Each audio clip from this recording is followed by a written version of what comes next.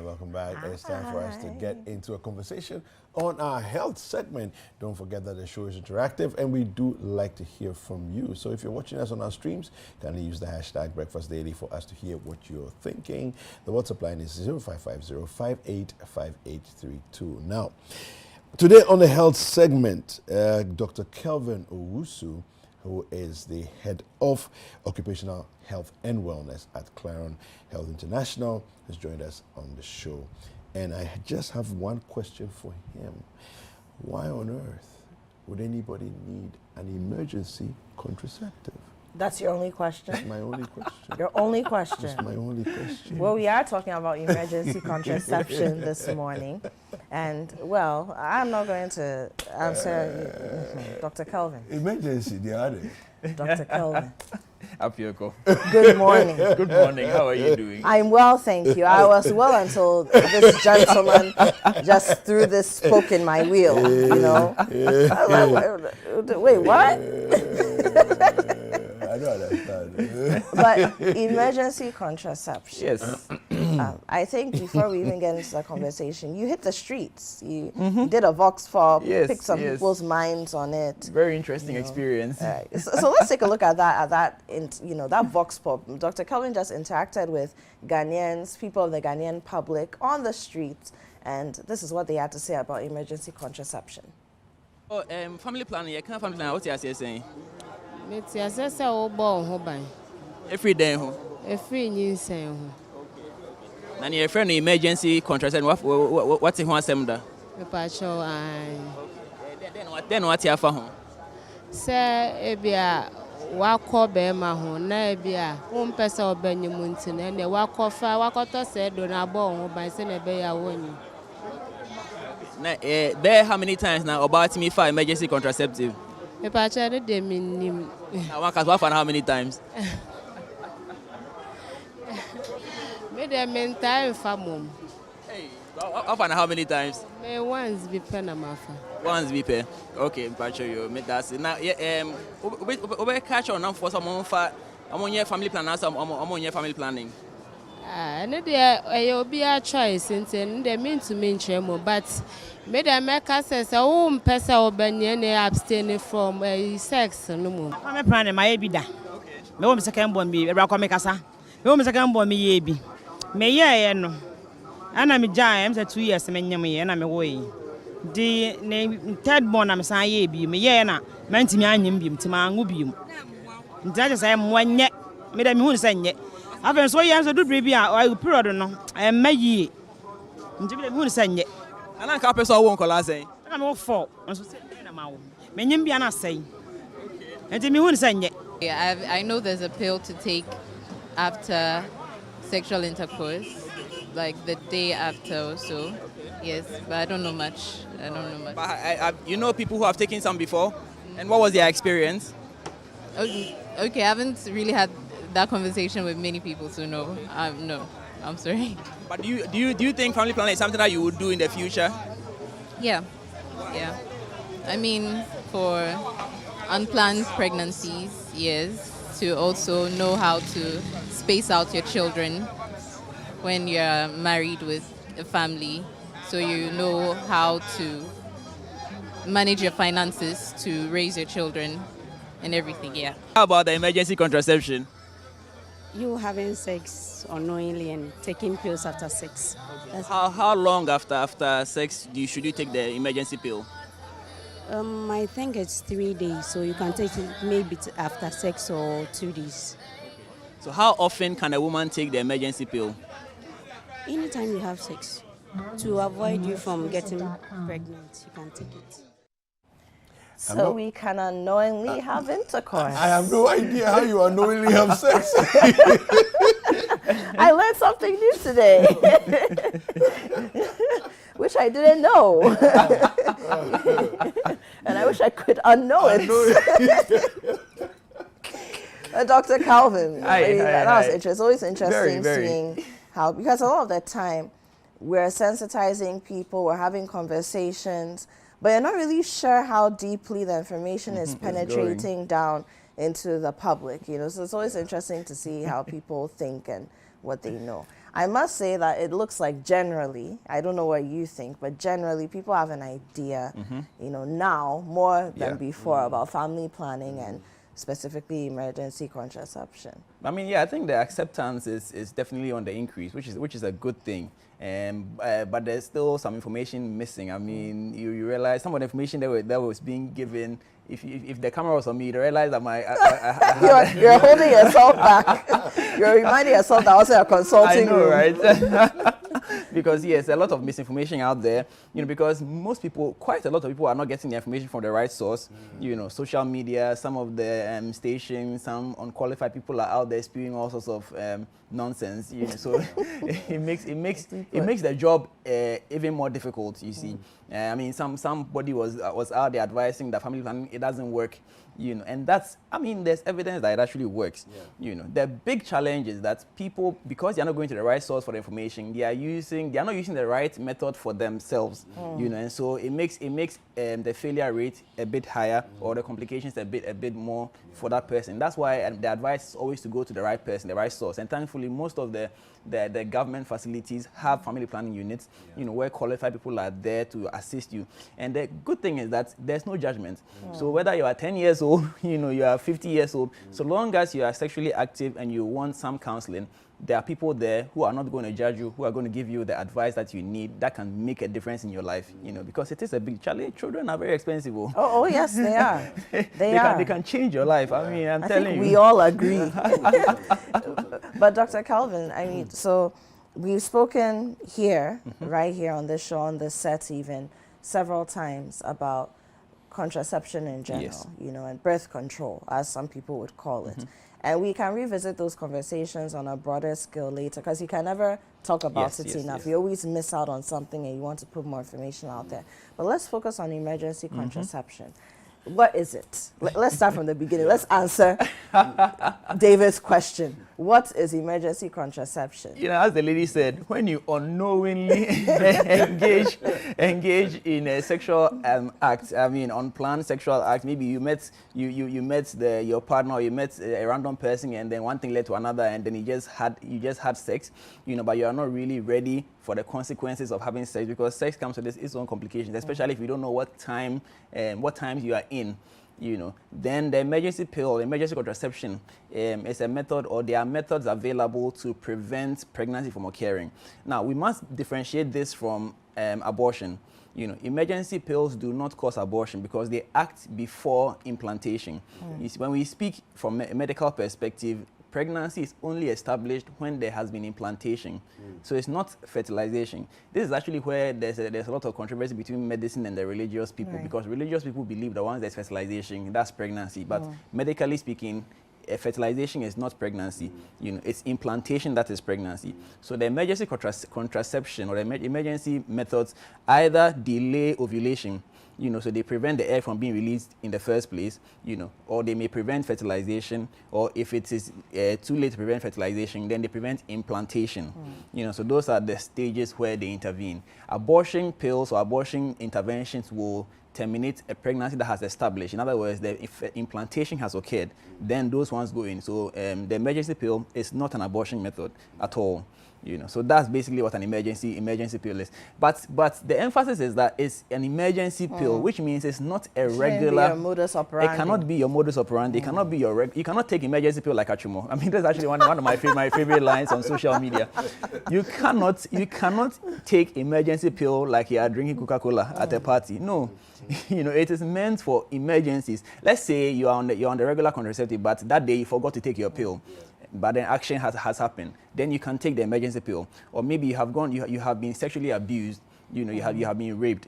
You can take the emergency pill, or there's a failed contraception. Let's say you're using a condom, and then after the act, you realize that the condom has split open somewhere. You can take the emergency pill. But you cannot take the emergency pill every day.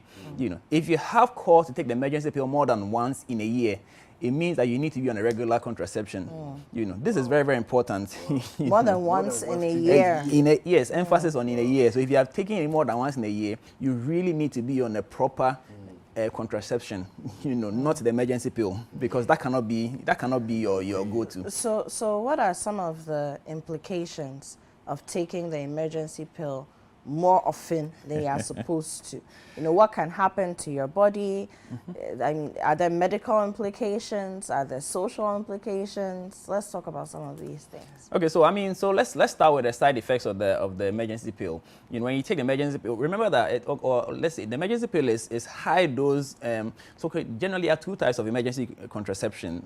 There's the mechanical, which is the IUD. So the IUD can actually be used as an emergency contraception, and then there's the pharmacological, which is the pill. The pill is more common because you literally just go to the pharmacy and you grab it. So most people know about the pill. Okay, so let's talk about the mechanical, the IUD. How does that work as emergency contraception? Okay, so remember I mentioned that there are 3 stages of intervention. So it either prevents ovulation, prevents fertilization, or prevents implantation. So the IUD works on the third level. It prevents implantation by making the womb inhospitable. Is it unhospitable? One of them, inhospitable to implantation. So that's where the IUD comes in. So if you insert IUD within 5 days after unprotected sex, it will actually prevent pregnancy from establishing. Okay. So the IUD can serve as an emergency contraception. And the advantage there is that once the IUD is put there, you can actually leave it there for 2 years, 5 years, 10 years, depending on which type you've put there. So then that can now become your regular. You know, so that's the big advantage of the IUD over the pill. You know, the pill works today, and then it has done its job already, and then that's it. You see, but the pill is a high dose hormones, which, as I keep saying, it shocks the system. You know, it literally is like, it's like you see an electric socket, then you decide that I'm going to stand in water and test the limits. You know, so you put your finger in it, it gives you a shock. That's what it does to your whole body.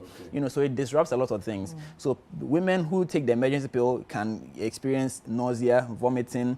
You know, they can actually go through a breast tenderness. Some people will get headaches. You know, some people will get general weakness, general malaise. You know, some people would have some bleeding episodes. You know, so it can cause a lot of disruption. Now, because of the hormonal reset, it can, one of the, you asked about the complications. It can actually disrupt your what's it called, your menstrual cycle. You know, so whereas let's say your cycle was a regular 30-day cycle, now it can actually be disrupted such that it can actually change, become 35 days or become 25 days. You know, so it can actually upset your record. So assuming you know that I'm always expecting my period on, let's say, a certain day, and based on this day, you calculated when your safe period is, so you know when you can engage with your partner. Now that disruption has affected those days, so it means that subsequently you're going to do it, and then you are in trouble. So now you're going to go back and take the emergency pill and cause another disruption. You know, so it's one of those things. Now, when you read the literature from the manufacturers, from WHO, from whoever, they will tell you that it doesn't have any long-term effect. But then they also tell you that, but do not take this as a regular contraceptive method. Now, whenever you have such contradictory or paradoxical. Exactly. It tells you that we don't know the long-term effect because we haven't had it that long enough to draw those conclusions. And so every time you are taking it, understand that you are putting yourself at risk of something that we may not know. You know, and that is why, you know, you should lean more towards the one that we know. The regular pills or the regular contraception methods have been known for donkey years, so we know how it affects the body. You know, if you have cause to take the emergency pill, by all means take it. Don't say that because we've talked about it, you're not going to take it. Take it. If you've had unprotected sex for one reason or another, or you are forced to have sex and then you don't want the complications, by all means take it. But you need to put yourself in a position not to take it again by going on a regular contraceptive method. It's very, very important. You know, family planning cannot be overemphasized because as a woman, you need, there's a recovery period after every pregnancy. I mean, we pegged it at a minimum of 2 years. If you can hold off for 2 years minimum, you should. But they actually stretch it with 3. Some are even suggesting 4 or 5. You know, point is a longer. So those of us who are 2 under 2 months. You know, but the longer you're able to delay pregnancy, or the longer the interval between pregnancies, it helps the woman to recover. And so if you've had one pregnancy, it's always advisable that you talk to your obstetrician or your midwife, so that you see what options are available to you. Note, options available to you, because it's not a one-size-fits-all. You see, people, for instance, typically people who have a history of migraine, first of all, you shouldn't even be taking the emergency contraceptive because it can trigger migraines to a certain level. Even the regular combined pill, the ones that have the estrogen in there, are not conducive for people with a history of migraine. So if you go and take the emergency pill, which is about quadruple the the concentration of hormones, you see how risky it is. So you really need to be engaging with your health practitioner to get the right method for you, so that you don't put yourself in a situation like that. And honestly, the IUD option is very, very, very effective. You know, so if you think you cannot handle, or you are not too sure whether you can prevent unplanned sexual encounters, then the IUD is a very, very, very viable option for all women. You know, unfortunately, we don't have a pill for men yet, so let's not. There was some conversation about that a couple of years ago. Yes, but it's still not fully developed, so it's still in the experimental stages. So for now, but I mean, off the back of that, I also think that it's important for people to remember that if the fact that you're using an emergency contraceptive method doesn't mean you're preventing disease. Right. So you're only preventing pregnancy. Right. Because we've just come off of, World AIDS Day was on the 1st of December. November was and was interestingly, World the HIV rate is actually, AIDS. I mean, during the COVID and post-COVID, the rate has actually been going up because it looks like people thought we were going to die, so they threw all caution to the wind. So let's just move. Let's just have fun. Condom is actually the only contraceptive method that protects against infection. So if you want to prevent infection, then condom is your go-to. None of the other contraceptives prevent infection. They only protect you from pregnancy. So condom is a very good option for everybody. Now there's male and female condoms. So the man will not wear it, the woman should wear it. Otherwise, no game. That's all. If I'm not wearing my football boots, I'm not playing the match. And I mean that's an important distinction to make. So it means that no matter what kind of contraception you're taking, be it long-term or emergency or whatever it is, you also need to have a stash of condoms. Oh yes. Especially if you are not with a regular partner whom you know is clean, quote unquote, void of. HIV/AIDS is one thing, but then we have all the other STIs. Yeah. You need to be carrying condoms around. You should. I mean, and the thing about what do you call it? Infection is that if you might be faithful to your partner, but is your partner faithful to you? So there's that ABC. The B says be faithful to a faithful partner. If you cannot guarantee that your partner is faithful, then make sure that partner is wearing a condom. I mean, if it's a male, or if that one is not wearing, then you have to wear your condom, because you can never know. And the thing about HIV is that there's a refractory period where there's really no symptoms. So you cannot look at my face and say this one there he's clean. You see, and even when somebody has tested negative for HIV, you need to repeat that test in 6 months to be sure, because it takes that long for the virus to show up in the test. Right. So the fact that the person is negative today does not mean that he or she is negative. It just means that the test is not showing up. Exactly. So you can only be sure if there has been a repeat 6 months later. You see, and so if you are not sure, condom is your best bet. But if you are sure, then make sure that if you are not ready for pregnancy, you are taking some other precaution to delay pregnancy. Calendar method does not work. It does not work, please. It does not work, because even the women will confirm. Even in the same woman, my cycle is 30 days, but month to month there's a variability. So today, this month was 30 days. Last month was probably 28. The next month is probably 32, which means that you're calculating your safe period to be a particular time. It's always shifting back and forth, so you could easily miss it. The failure rate of calendar method is about 80%. Yeah, and apart from that, now we're dealing with heightened stresses, just the way we work, the way we live, the food we eat. It's a very fast life. That alone, sometimes you can be stressed. That's a woman, you're stressed, and then your period comes. Exactly. Meanwhile, you had it 2 weeks ago. Exactly. So it's calendar method there can mess you up. It's not. It will mess you up. It's not the fact that it hasn't messed you up yet doesn't mean that It just means that God hasn't had time for you yet. Even though it's still important to God hasn't had time for you. Even though it's still important to track. It is. Yes. No, it's important to track, because when you come to me as a doctor with any reproductive related problem, the first question I'm going to ask you is, when was your last period, what's your cycle? That gives an idea what stage you are in and what intervention we can do. If you don't know your cycle, then it delays intervention, because we need to then wait and see if we can track it a little bit before we know what we are doing. So most of the time they tell you that, okay, when you have your period, then come back. You see, that means you're going to come back and pay consultation fee again. Now times are hard. So if you are coming prepared, know your cycle, so that we pay once and then we move. That's what the payment you have to pay, because but doctors have to eat too. But let me help you help yourself, you know, because if you know your cycle and you know all these details, we don't have to delay and book another appointment. We can actually do everything there and then, you know. So knowing your cycle is very important. Well, I think that the advice has been given. Well given, properly given. Yeah. My favorite. A word to the wise is enough. Is the condom. Yeah, that's your favorite? Just use it. Yeah. Oh, but then it's not an emergency Yes. because that thing has happened already. Yesterday. And let me just chip this in. So some people have this perception that if there's no penetration, there cannot be pregnancy. It's not true. It's not true. Preach, oh. Tell them. If the semen falls anywhere around the vulva, Yeah.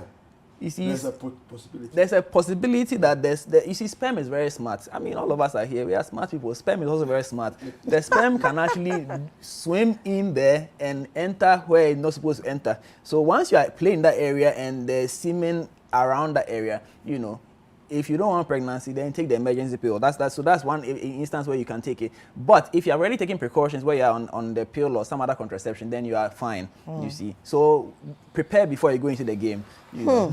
Yes. Be prepared. Be anyway. prepared. In Do all case your there's a training. Do all your training, wear the right gear, and go and play the game. And hopefully you win. You have to define the win, though, because the win can. No. Hopefully you win.